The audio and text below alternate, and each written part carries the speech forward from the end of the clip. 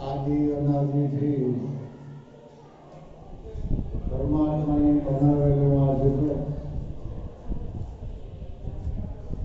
એ જગતમાં પૂર્વની કમાઈવાળા જે અંશો હતા એને જગતની અંદર જ્યાં જોયું ત્યાં હરી દેખાણ, અને કમાઈ વિનાના જે માણસો હતા એને જગત માયા દેખાણ. અને મહાપુરુષોએ અનુભવ કરીને એમ કહી દીધું કે માયા મૂળે નહીં, પણ વિના વિચાર સફળ જગ વિલા, જ્ઞાન વિના બધાય ગુંચવાય સંતો માયા મૂળે. આ જગતમાં ગૂંચવાડો જો મનનો હોય, બુદ્ધિનો હોય, જીવનનો હોય તો વિના વિચાર તો કેવી સાદી સરળ અને ઊંચી વાત કરી કે વિચાર વિનાનો માણસ તો કોઈ જીવન જીવતું જ નથી. ધંધો કરે તો વિચારી કોઈ ન્યાય ભાઈબંધી કરે તો પણ વિચારી, ખાવે પીવે હરે ઘરે તો વિચારી, જ્ઞાતિના વ્યવહારમાં હાલે તો પણ વિચારી. વગર વિચાર્યું કોઈ બોલતું નથી, અને વગર વિચાર્યું કોઈનું જીવન નથી. તો મહાપુરુષ એમ કહે કે વિના વિચાર સફળ જગ ભૂલ્યા. તો બધા વિચારોનું મૂળ જે સંતો મહાપુરુષોએ વિવેકથી જે વિચાર કરેલો એની વાત કરું કે જે વિચાર ઋષિ મુનિઓના, જે વિચાર સંતો મહાપુરુષોના, જ્ઞાની પુરુષોના, એ વિચાર જ્યાં સુધી આપણા જીવનમાં પ્રગટ ન થાય અને બીજા વિચારોનું કોકડું ભૂજવાય ત્યાં સુધી આપણને માયા દેખાય, અટપટો ખેલ દેખાય કે સંસારમાં રહી અને ભક્તિ કરવી કેમ. જો ભક્તિ કરવી હોય, પ્રભુનું ભજન કરવું હોય, જીવન દિવ્ય બનાવવું હોય તો આ બધી વસ્તુનો ત્યાગ કરવાનો છે. અને મહાપુરુષો એમ કે તમે જ્યાં બેઠા રહ્યો, નથી તમારે બોલી બદલાવવાની, નથી કપડા બદલાવવાના, નથી ધંધો બદલવાનો, ફક્ત તમારા વિચારોને બદલાવી. એ આદિ અનાદિના ઋષિ મુનિઓનો અનુભવ કરી હો ગઈને ગાડીને ફસાઈને જગમાં જાહેર વાત મૂકી કે માટી કેળા પીના માળિયા સિતરો વાઘ સિધારે, એવો ભ્રમ દેખીને આ જીવ ભટકો દેખો એ ઈશ્વિત મારે.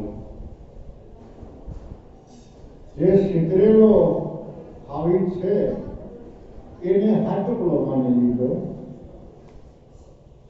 અને હાટુકડા હાવીને ઓળખો નહીં એવી એને ભ્રમણા કે ભાઈ આ તો સિતરેલો છે, તું એને માથે હાથ કરીને આવ્યો. સિતરેલો હાવી કોઈને મારી નાખતો નથી.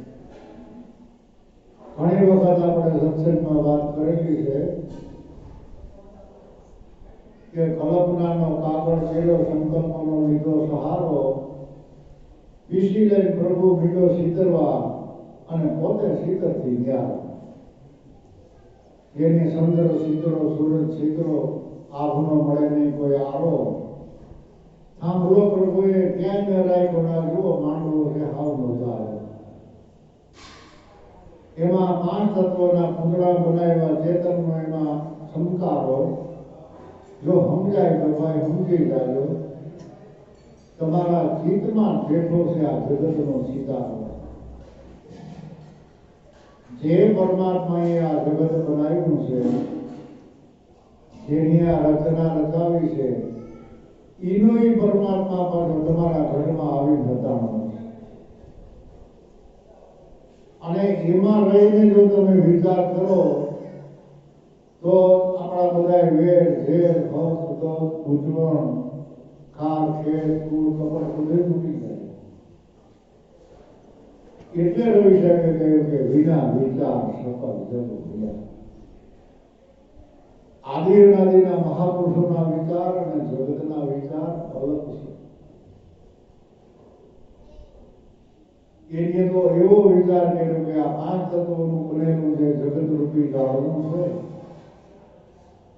એ ઝાડવાના મૂળમાં જો તપાસ કરો તો ત્યાં કોઈ કર્મનું બંધન નથી, એમાં કોઈ ગૂંચવાડો નથી. પણ ગાડે બેહીને આપણે વાતો કરી, ઘણી વાર ઓલી ગાડી ઉપર બેહી, ઘણી વાર ઓલી ગાડી ઉપર બેહી, ઘણી વાર ઓલી ગાડી ઉપર બેહી, એટલે મૂળની વાત સમજાતી નથી. ખોટે ખોટો આખેલ જગતનો પાછો વાળીને કોઈ જોતા નથી. આંધળે આંધળા જાય છે ઢોળ્યા અને મૂળની વાત કોઈ પૂછતા નથી. ખાલી આવ્યા, ખાલી જવાનું, શુક્રવાર ભરોસવામાં નથી. સમજી વિચારી અને છેતી જાઓ. જો આ જગતમાં તમારું કાંઈ નથી. જેને આપણે મારો માન્યું છે એ વિચાર ખોટા છે. જે કાંઈ છે તે રવિચંદ્ર કે પરિબ્રહ્મ પરમાત્માનો શીતરેલું શીતળ છે.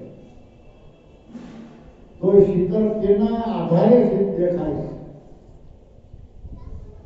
દિવાલ હોય તો શીતળ દેખાય, પણ પાણીનું તળાવ ભર્યું હોય, ગમે એવો પેન્ટર હોય અને પેન્ટરને કહી કે આમાં મોરલો બનાવી દે, તો લીટો તાણે તો વાહે પાણી ભેરું થતું, એમાં શીતળ રહીએ નહીં કે રહીએ. એટલે આખા જગતમાં જે આપણને મનુષ્ય, પશુ, પક્ષી, જીવ સૃષ્ટિ, ઝાડ, પહાડ, સૂર્ય, ચંદ્ર, જે દ્રશ્ય પદાર્થ દેખાય છે એ બધું ચેતન સ્વરૂપની અંદર સિતરેલા છે. આવા અનેક શીતળ તો ચેતન કઈ ઘટતો નથી, અને બધાય શીતળ કદાચ ભોહાઈ જાય તો ચેતન કઈ ઓછો થતો કે વધતો નથી. જેમનો તેમ જ છે. ખેતર વડા વિના રખવાલા, ઓળા ઉભા વિના, અકલ વિનાના હતા એને ઓળાને ન ઓળખા, અને દેખત હરણા વિના. વિના વિચાર સફળ જગ ભૂલ્યા. જ્ઞાન વિના બધા ગૂંચવાય. તો જ્ઞાન તો ખૂબ છે માણસો પાસે. ખાવા પીવાનું જ્ઞાન, ધંધો કરવાનું જ્ઞાન, પૈસા કમાવાનું જ્ઞાન, અંગાવાલામાં જાવું આવું, વ્યવહારો કરવા એ જ્ઞાન, ચંદ્રલોકમાં જવું એ જ્ઞાન, મોટર હાંકવાનું જ્ઞાન, રેલગાડી હાંકવાનું જ્ઞાન. અજ્ઞાનથી હાલે? જ્ઞાની જ છે, પણ એ જ્ઞાનનું મૂળ કોણ છે? એનાથી અજાણ છે આ જગત. જો સંત મળે, સંતમાં તમારો ભાવ જાગે, અને સંત મળતા તમારા પૂર્વના પોઈન્ટ હોય એ ખીલે, અને એ પુણ્યને પ્રતાપે આપણને આ સંત સદગુરુ મળ્યા. આપણી અક્કલથી આપણે ગોતી નથી, આપણી હોશિયારીથી નથી ગોતી. બાબાએ લખ્યું ને કે પૂર્વ શુભ કર્મે નર દેહ પાયો. તો એમ માનો કે હોશિયારીથી મનુષ્ય દેહ મળ્યો, કેટલાક અવતાર તારા વયા ગયા અને ઘણા અવતાર સુધી તે પરોપકાર કર્યો. એ પૂર્વના પુણ્ય હિસાબે તને આ મનુષ્ય અવતાર મળ્યો. પણ અવતાર મળ્યા પછી આ તારું ના મારું, આ ખાર ને આ ખેત હલકોને મારી એ તેરી મેરીને તે વરસાદ ઉપાડ્યો. ઓલા પંથમાં આમ ને ઓલો ભાઈ આમ ને ઓલો ભાઈ આમ ને ઓલો ભાઈ આમ. મહાપુરુષોની ભલામણ તો એટલી છે ભાઈ કે તમે તમારા સિવાય બીજાનું ધ્યાન ન રાખો. તમારી પાસે કોણ બેઠો છે, એના વિચારો કેવા છે, એનો ભાવ કેવો છે, એનો તપાસ તમારે કરવાનું નથી. તમે તમારું કરો. બીજાનું ધ્યાન રાખવામાં આપણે ભૂલા પડીએ. ભલે કોઈ આપણને આપણી નિંદા કરતો હોય, આપણા અવગુણ ગાતો હોય, પણ એ કાનનો દીધા જેવું નથી. નહીંતર તો આપણે એવો બધો સંગ્રહ કરીને કોઈ સંત પાસે જાય, ગુરુ પાસે જાય.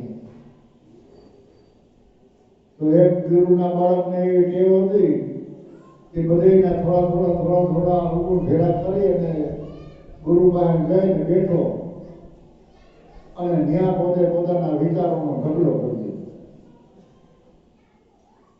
કે બાબા તમે મને ઉપદેશ આપ્યો, ઓલાને ઉપદેશ આપ્યો, ઓલાને ઉપદેશ આપ્યો, ઓલાને ઉપદેશ આપ્યો. પણ એ એકેયના જીવન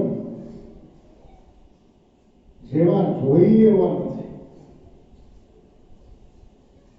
ઘડીક આમ રખડતો હોય, ઘડીક આમ રખડતો હોય, ઘડીક ઓલી વાતો કરે, ઘડીક ઓલી વાતો કરે. ઘણું બધું બોલી લીધા પછી ગુરુદેવ બોલ્યા કે ભાઈ તું તો બહુ હોશિયાર માણસ અને ઘણા બધાનું ધ્યાન રાખે. તને મેં ઉપદેશ આપ્યા પછી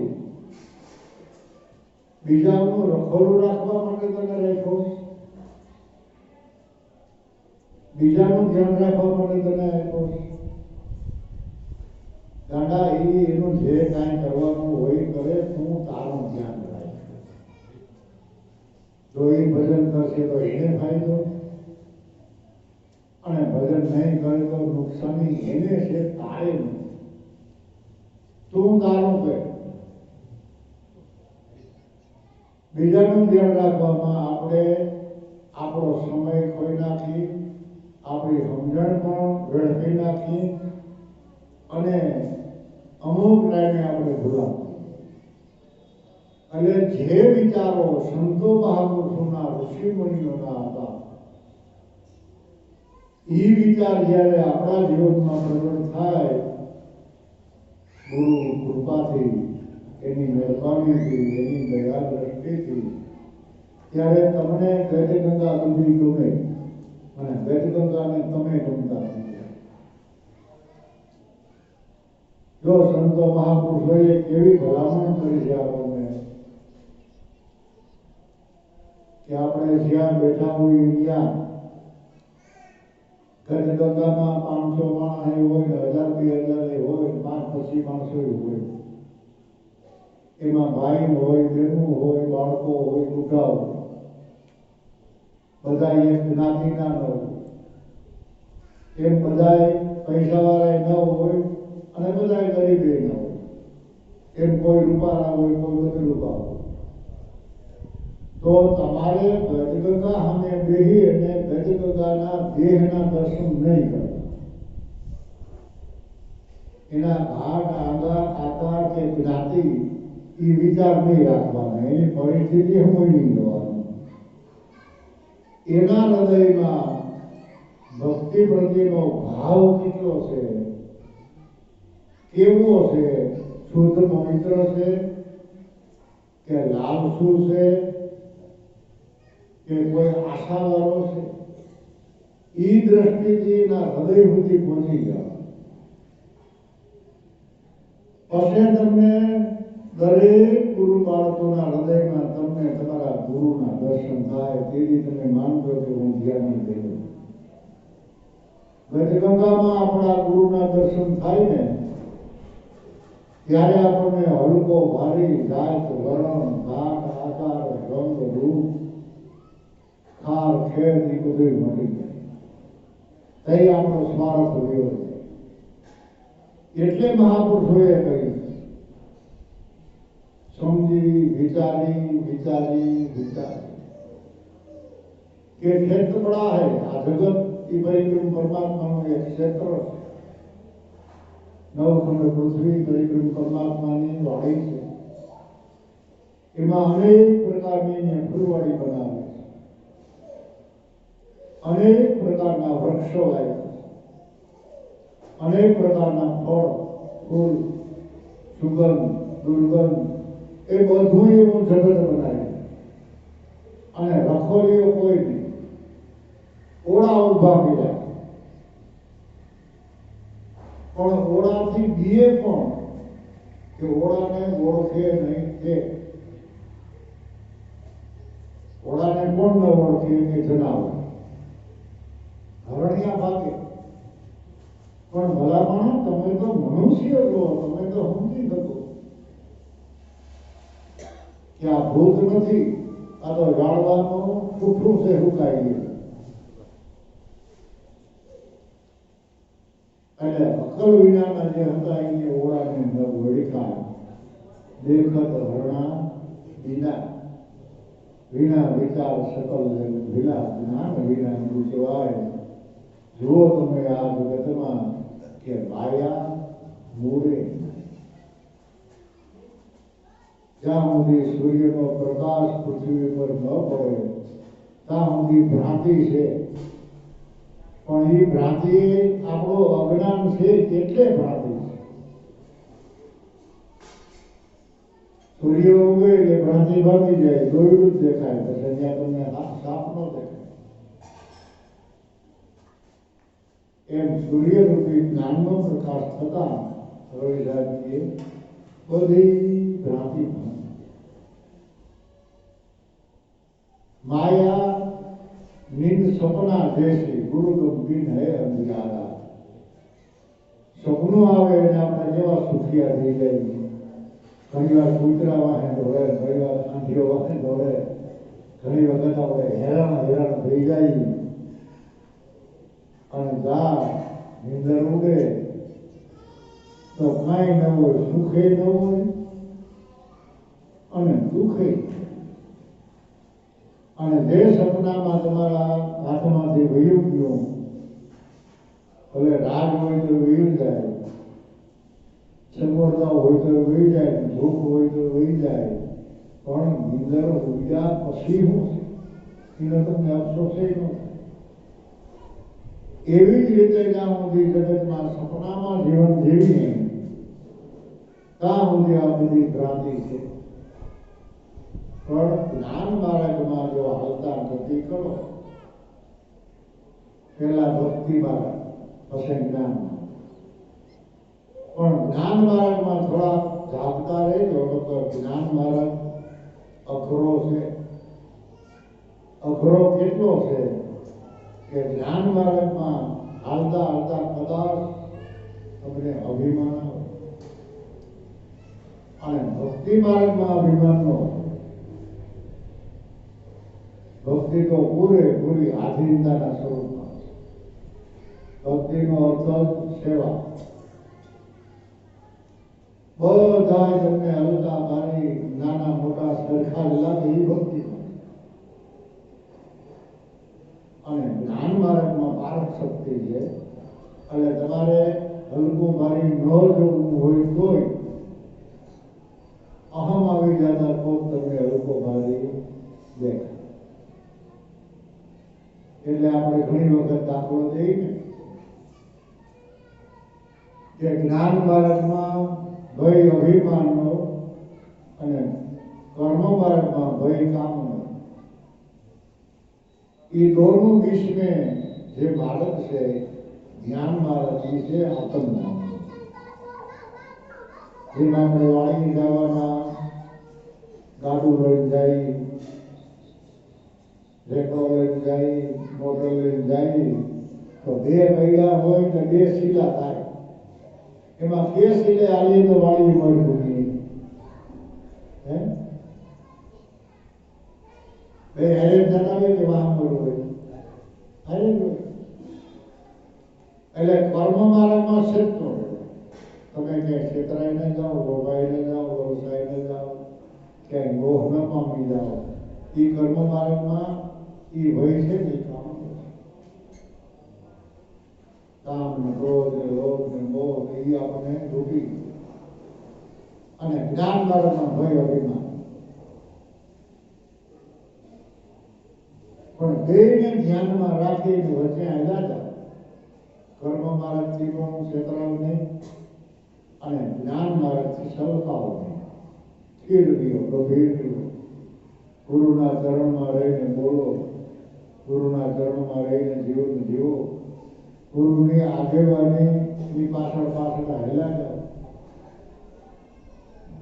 માર્ગે હાલો તો સદગુરુ આગે આગે. તમે માર્ગેનું માર્ગ ન ચૂકો.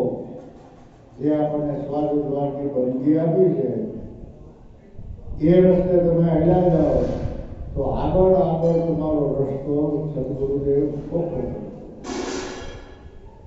અને કુવાને હાલે તો એને પગમાં કાંટા લાગે. હાલો મુસલાવ કોણ કે બરોબર કે તમે હંસગતિના આત્મા હો તો હાલો અમારા ભેગા. આપણે એવી ભૂમિમાં જઈને બેહીએ કે ત્યાં દુઃખ તો નથી પણ દુઃખનું ભાંગે. એવા સાચા સંતોના શબ્દને પીસાણીએ એટલે જાણવી ઓળખવી અને એ અનુભવ આપણે બેઠા બેઠા પણ થાય. તમે ગુરુના ચરણમાં રહી ખોટું બોલો જોઈએ, બોલો વાત કરો જોઈએ. ગુરુના ચરણમાં રહી ખીજાવું, એને યાદ કરી અને કોક ઉપર તમે ખાસ ખેડની દ્રષ્ટિ કરો જોઈએ. પણ જ્યારે આપણે સદગુરુથી થોડાક આઘાવી આવે, ક્યારેક મનમાં રહેતા હોય, ક્યારેક બુદ્ધિમાં રહેતા હોય, ક્યારેક ચિત્તમાં રહેતા હોય, બરાબર, ક્યારેક સંકલ્પ વિકલ્પમાં રહેતા હોય, ક્યારેક નિર્ણય ઉપર રહેતા હોય, ત્યારે આપણે ગુરુની છાયાથી થોડા દૂર હોય. ત્યારે આપણી બોલી ભગે, આપણું જીવન ભગે, આપણી દ્રષ્ટિ ભગે અને આપણા વિચારો. એટલે એને અનુભવ કરીને ધીમે ધીમે ધીમે ધીમે ધીમે ધીમે ધીમે ધીમે ધીમે ધીમે જે એનું સલામતી સ્થળ છે ત્યાં રહીને બોલો, ત્યાં રહીને જીવન જીવો. નહીંતર માયા નીંદ સપના છે. માયા છે નહીં પણ નિંદરમાં સપનું આવે જે તમને દેખાય છે ને એવી છે. ક્યાં લગી કે વિના ગુરુ વિના જ્ઞાન અંધિયા કહે રામ ગુરુ ભાણ ચરણ. રવિ સાહેબ કે ગુરુના ચરણમાં તમે લ્યો કાયમની માટે તો માયા તમને નહીં દેખાય અને માયાનો પતિ દેખાય. બાબા તો ઘણી વખત કહેતા તમે આ જગતને જો માયા કહેતા હો તો માયાનો પતિ ક્યાં, આનો રચનારો ક્યાં, તમને આ ઓળખાવનારો ક્યાં? જો જગતને તમે ફૂલવાડી કહેતા હો, પરમાત્માનો બગીચો કહેતા હો તો એ બગીચાને પાણી પાવાવાળો માળી ક્યાં? બગીચો એમને પાણી પાયા વિનાનો લીલો રહે અને એમાં ફૂલ ખીલે નો. તો મનુષ્ય માત્ર પરિક્રમ પરમાત્માના બગીચાના ફૂલડા છે. એટલે એક દી આ બધા ફૂલડા વીણી લેવાનો વેલા મોડો એ મને માળી. કોક ફૂલની એવી સુગંધ છે કોક સંત વેલે જાણી. હે ગુરુદેવ તમારી ગતિ ન જાણી. આ પાત્ર બધું ભેગા સર્વે આ બધા પાણીના પરપોટા છે. ક્યારે આ પરપોટો ફૂટી જાય અને ક્યારે આપણું જીવન પૂરું થઈ જાય એનું કાંઈ નક્કી નથી. એટલે એવી સુગંધ તમારા જીવનમાં પડી છે કે એ સુગંધ યુગના યુગ ગયા જાય તો કોઈ ઓછી નથી થતી. નરસિંહ મહેતાની સુગંધ હજી આવે, મીરાબાઈની સુગંધ આવે, ગંગા સતીની સુગંધ આવે. એવા તો અનંતને મારા જગતમાં મનુષ્ય હતા. આ સંતો હતા એટલા જગત હતું, એવું હતું પારંપાર વસ્તુ. પણ સુગંધ કેવી રહી કે સંતો મહાપુરુષો, જ્ઞાની પુરુષો એની જીવનભર ગુરુના બાળક થઈને જીવન જીવી ગયા એની આ જગતમાં સુગંધ છે. નહીતર ગુરુ થવું બધાને ગમે, દાસ બને નહીં કોઈ. પણ ગુરુ ગાદીએ જો દાસ થઈને કહે તો એને આવા ગમન ન હોય. તમને કદગંગા બધા ગુસ્સા આશ્રમમાં બેહાડે, તમને પગે લાગે, તમને હાર પહેરાવે, તમને ચરણ ધોઈને પ્રણામ કરીએ તો એવું ન માનતા કે આ મારી પૂજા કરે. હું મહાન છું એટલે મને અન્યાય બેહાડ્યો અને મને બધા પગે લાગે એવું નહીં માનતા. જ્યાં તમે કહો ત્યાં ગુરુના દાસ થઈ અને ગુરુના ચરણમાં રહી અને બધી ગદગદાને સત્યનો રાહ બતાવજો અને ગદગદામાં સત્યના દર્શન. આ ભલામણ આદિ અનાદિના મહાપુરુષોની છે. આપણને લાગે આંખેથી દેખાય કે ત્રણક બાબા કેવા ભાગશાળી, લાભુ દાદા કેવા ભાગશાળી કે ઉષા આશ્રમમાં બે બધા પગે લાગે અને મોટા થઈને બેઠા અને બધા એની વાતને કાંઠારો દે. એ આંખેથી એ નિર્ણય આવે એવો નથી. દિવ્ય દ્રષ્ટિથી જુઓ તો તમને ખબર પડે કે જ્યાં બેઠા હોય